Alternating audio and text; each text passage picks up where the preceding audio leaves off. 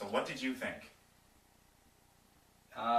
It was a fairly good movie compared to the last one they shot. Yeah, I had issues with the fourth one because it's too much computer animation. It looked like a video game. It was, and cheesy, as far as I can. That's all I can think of is cheesy. Yeah. And they were trying to force the street racing into the fourth one where it didn't really belong anymore. And this time they just kind of completely got rid of the street racing altogether, which is probably a good idea. Yeah, you could tell that they actually had to find places in between the movie to put in a race somewhere. Right.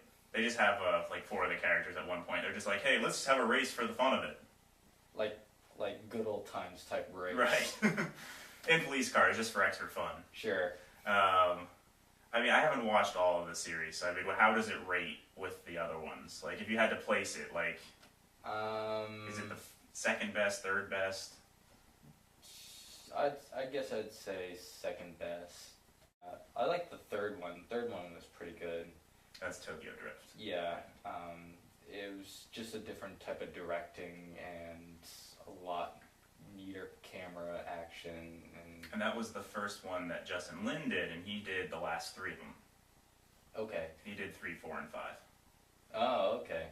Well, if he did the fourth one, I'm kind of disappointed in his performance. Yeah, I think he got back on his game with this 5th one. Do you really lose your game? Like, I don't know. Maybe like not give a crap. I think he relied too highly on the computer animation the CGI the fourth film, but his second film, and I think he learned his lesson on the 5th one, and it looks more realistic. It looks like there's more actual cars instead of just the computer cars. Right. So, and the second one was by far the worst out of the whole entire series. It was the first one was good, second one was bad, third one was good, fourth one was bad, 5th one was good. So it means the 6th one's going to be bad. The 6th one's going to be bad. And there is going to be a 6th one. And it was upsetting because it looked like the movie had ended, everything had been tied up nicely, credits start rolling, and then they have a scene where it's just like, there's going to be a sequel, and it's like, oh. It was annoying. But it does seem like it's almost like the series has become like a James Bond style series, because the last 2 movies have opened with these huge elaborate stunt sequences. Sure. And it seems like that's how it's kind of positioned now. And this was a heist movie, so it's like more of like a, the gangs all together kind of vibe. And yeah. And this was supposed to be kind of be like, the 4th one was bringing back all the original cast members, and now this was like bringing back all of the cast from all of the movies. And what did you think? I haven't seen the second, so what did you think of the characters they brought back from the second one, even though the second one wasn't very good? Was it nice to see those characters again? Ludacris was fairly funny in the second one. Was it Tyrese? Tyrese. I mean, I wasn't really impressed with... Because Tyrese was essentially taking over Vin Diesel's role. Right, I mean, yeah. Who was the director in the second one? John Singleton. He doesn't do action movies. No, he doesn't. Like, he's known for... his big movie was Boys in the Hood.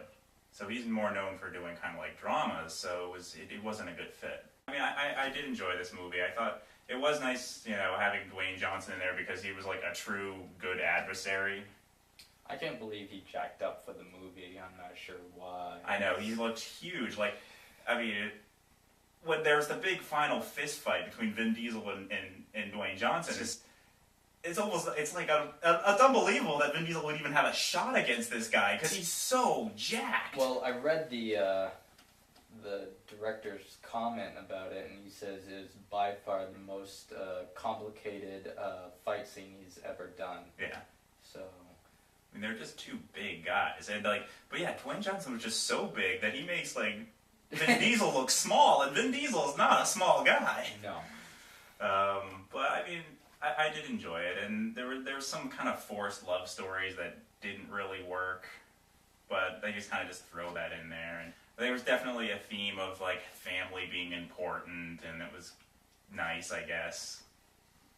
Yeah, I mean, the first one was all about family, really. That's what I think what it came about to is the first one, Toretto was really into his family. I mean, So in many respects, this was kind of like the first real sequel right, because it went back to those themes, right, and they keep going back to the rivalry between Paul Walker and Vin Diesel over who's going to win the next race, and that was something that was going back to the original. So I think it was like they almost kind of wanted to, even though they were bringing all these cast members together, it was kind of like this was like the first direct sequel to the original. right.